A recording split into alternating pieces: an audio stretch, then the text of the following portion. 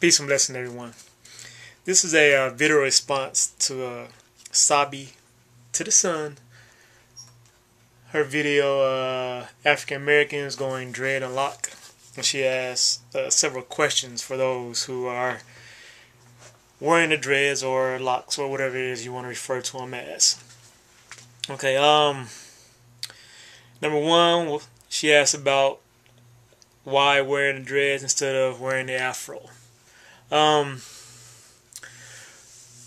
for me, even the reason behind me deciding to grow dreads was only just a decision to grow dreads. After going through plenty of hairstyles, or going to the barbers, getting fresh cuts every week or not, and that's a lot of money. The fade, you only get faded so much and all that, and high and tights and all that. It's just something I decided to try. Just like I decided I want to go through, I want to wear cornrows for a while. So I did that after I got out of the military. I did cornrows for a while, shave for a while, and I decided I just would try dreadlocks, which I've been growing now.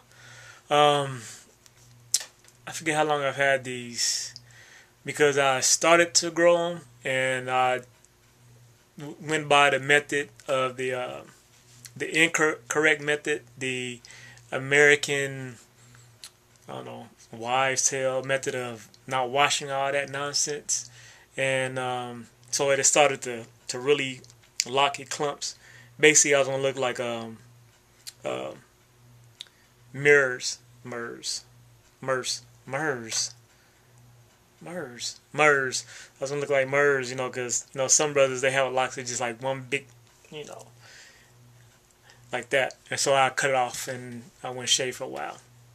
But actually, my youngest son has had his for like 7 years now. And the reason I ended up doing it for him, one, because his hair is ridiculously nappy. I mean, he has like this patch right here in the back. It's like it's super dry. I mean, it's sort of like steel wool. So it was sort of like the best thing for him, and it looks great with him. It's just part of who he is. Like I say, he's been growing them since he was 2, so everybody knows him who've been knowing him since. If you know him since kindergarten, then you know that's part of who Trey is. It's just his locks, his dreads. He said he's gonna keep them forever. So I did them. And I even did the afro for a while. I did that when I was after once I got out of the military. So it's like, I guess after getting out of cornrows, I did that afro for a while. I had the afro picked back here. Actually, that was when I was going to school. I was in college. So it's just something that I guess evolved to. So speaking of evolution, evolving, your question about consciousness. Now this is interesting. Why is it associated with being conscious? I actually don't know.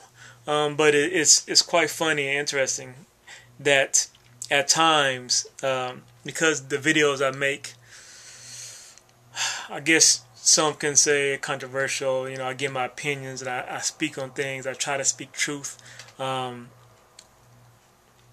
A minister, so I try to bring my religion. I try to bring faith and belief and all that to it. And so at times I've been accused of faking consciousness.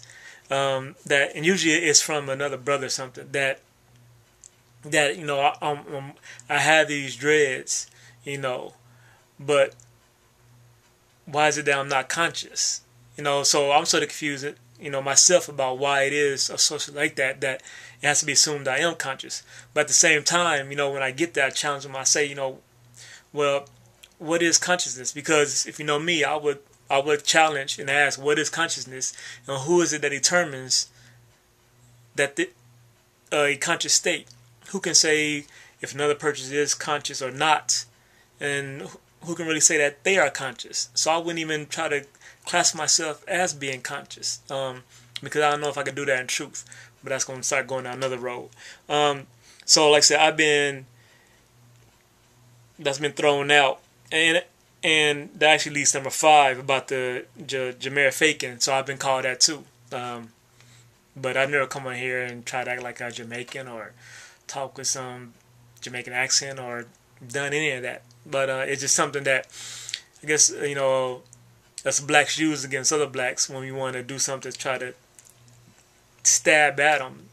If you got somebody who has dreads, you call them a faking, and you say they're not conscious and all that stuff, which I guess might stem from the fact of it being part of the culture of Rastafarians, and Rastas are seen as to having, I guess, in a sense, a higher form of consciousness, smoking the weed, the ganja, coming closer to Jah and all that, and lifted. So that's where it might come from. I guess is where it stems from.